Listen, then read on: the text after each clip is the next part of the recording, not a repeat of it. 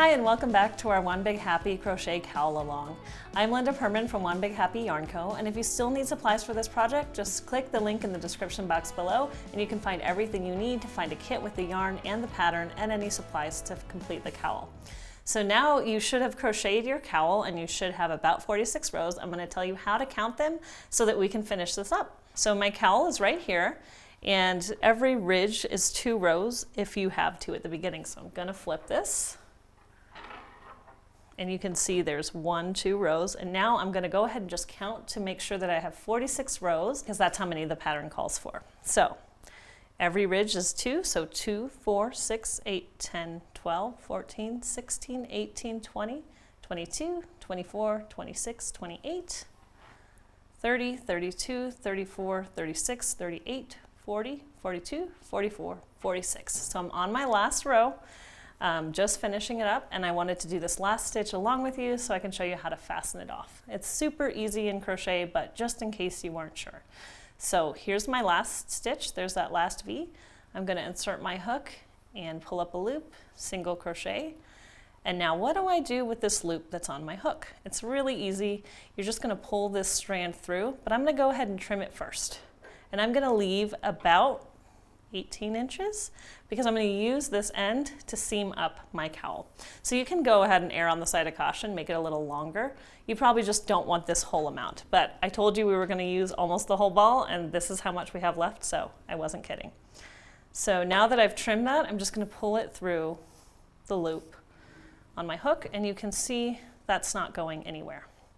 So the next thing we need to do is sew this up. Here it is laid flat. I mean, there is a right side and wrong side, but it really doesn't matter. But one thing we're going to do before we seam it is we're going to give it a little twist. So lay it on top of each other and then twist the edges. And then you're going to go ahead and line up the short edges, and that's what we're going to sew together. So it looks a little unwieldy here, but that's what's going to provide the nice twist. And then I'm going to find the longer end and thread it through my needle because that's what I'm going to use to stitch this together. So I'm using here a Clover Chibi needle. Why I love these is they have this little bent tip that makes it really easy to nudge right under your stitches. And they're really smooth and lightweight, so for a bigger yarn, they're just going to pull through really easy. I have a little tip on how to thread the needle. These bulky yarns, you just want to fold it over like so, and then pinch it really tight and slide it out. Now, while it's still pinched between your thumb and your forefinger, you're going to just scooch it right through. It's just a lot easier than trying to thread this end through. It's just a little tip that's really handy. Okay, so now I've got my 2 edges and I can see the V's of this edge, so that's great. That's what I want to see. And then I'm just going to turn these guys so that they're lining up a stitch per stitch. So now I've got this threaded and I'm just going to come under both loops of this V and both loops of that V and pull the yarn all the way through. We're just going to do a whip stitch for this seam, super simple. It's going to blend right in, so there's really no need to do anything more involved. So now I'm going to look at my next stitch, which is right here, and right through the next piece, and just pull it through. And then I just like to tidy it up a bit, and we'll do one more. If you're ever not sure what your next stitch is, just go ahead and tug, and I can see that's coming out of this one, so this is the next one to go through. And through this guy. One thing to note is I like to kind of spread it out a bit and make sure you're not yanking it super tight because you might end up getting a little bit of bulk or ridge there. This just helps it relax into itself. Just kind of be conscious of not pulling it super, super tight as you keep going. So I'm just going to do that all the way across. I'll do a few more stitches for you here. Under the V, under the V. And you should have 12 stitches on each of these edges, so it should work out just perfectly.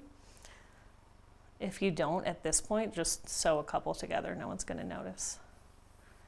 Now as you're going, just be careful. You don't want to split the yarn with the needle. Just go ahead and make sure every time, if it happens to you, just pull out the strand. And let's take a look at how that seam is working up. So here's my whip stitch, and you can see it just blends right in. So I'm going to make the last couple, and then I'll show you how to weave in the ends.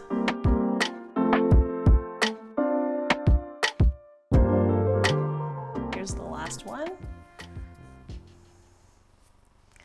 And then when it comes time to weave in the ends, I like to go ahead and go back the direction that my end is not coming out of, just to really seal up that gap.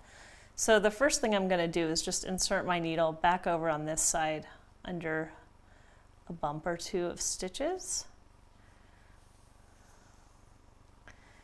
And then my general rule of thumb for crocheted weaving in ends is that I like to go about an inch or two in one direction, change directions, and then go back the other direction, making a zigzag. This just helps make sure it's not going to fall out. You could just stitch it through a row of stitches, but it might get stretched and come out, and I prefer that not to happen over time. So I like to take the time to really weave in my ends very well. So let me go ahead and orient this way, and I'm just going to start by putting my needle under the first couple of stitches. There's not a huge rhyme or reason to this, but I'm just going to put my needle in a general diagonal path away from me so that it's gone under a couple of loops. And what I like to do is to double check from the other side, how visible is that? This is pretty hidden, and I know with this yarn it's going to stay hidden, so I'm good. I'm going to go ahead and pull that through. But if you did see like a huge gap like this, you might want to just pull your needle back and put it in through another route. So I'm going to go ahead and pull this through. And just like with the stitching, I'm going to kind of let it breathe a little bit, kind of pull it back out to leave it loose so that it doesn't end up cinching it. Now I'm going to go across just a little bit under a couple of stitches, and then I'm going to change my direction to go right back down.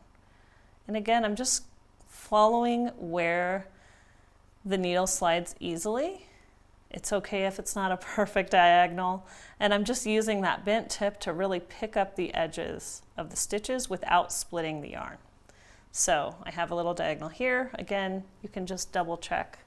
I can't even see that needle, so it's a good place to just pull it on through.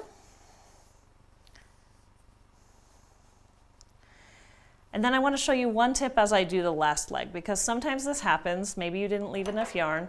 Sometimes you end up with an end that's just a little shorter than you need to actually weave it through, but there's a trick for that. This will come in handy for another project maybe. If you don't have enough to thread your needle and then pull it through, what you do is you thread the needle through the stitches that you want to go under first. Hang on. If you feel any resistance, just pull the needle out and keep going. And then after that, now I'm going to thread the needle with my tiny tail. If you need to orient your work a different way, that's fine. So I'm going to thread it just the same way.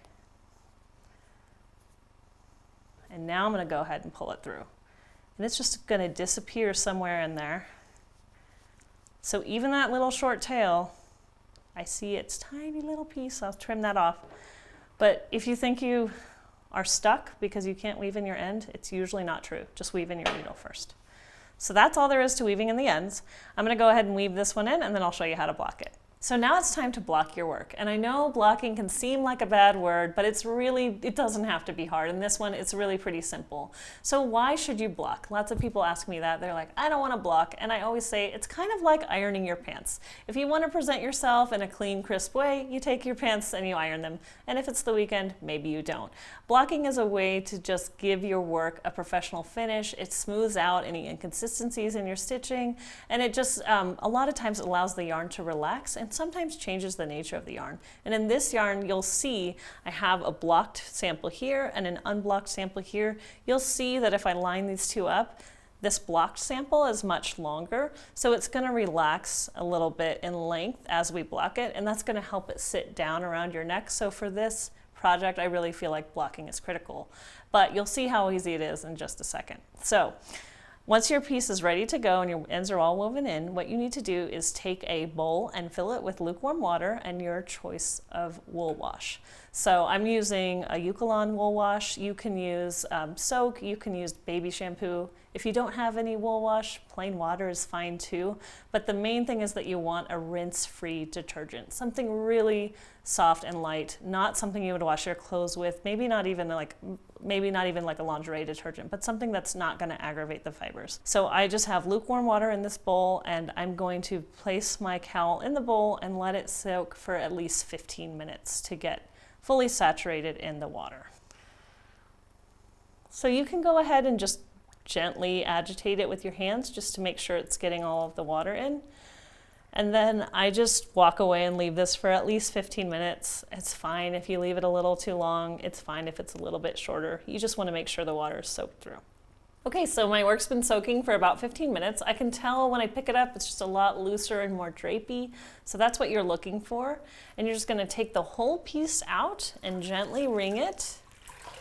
Just give it a little bit of a squish to get the bulk of the water out. But you don't wanna twist it too much or be overly aggressive with the yarn.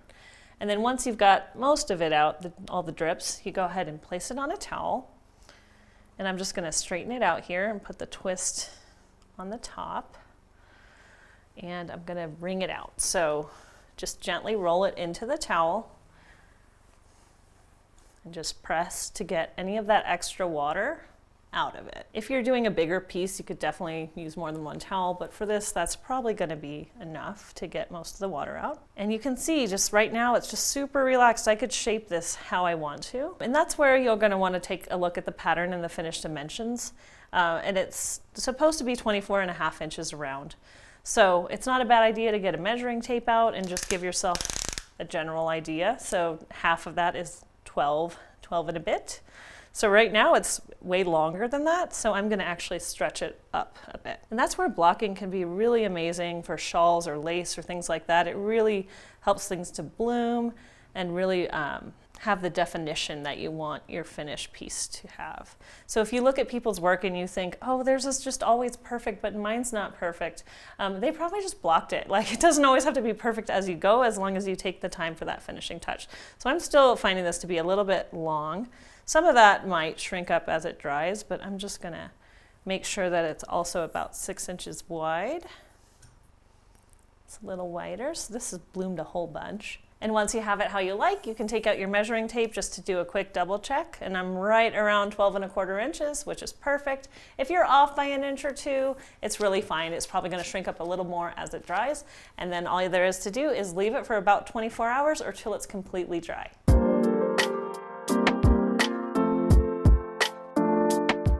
I hope you enjoyed crocheting along with me. I know I had a lot of fun, and we have lots more crochet-alongs and knit-alongs coming up, so be sure to click the subscribe button below and click the bell so you can be notified every time we post a video. I'll see you next time.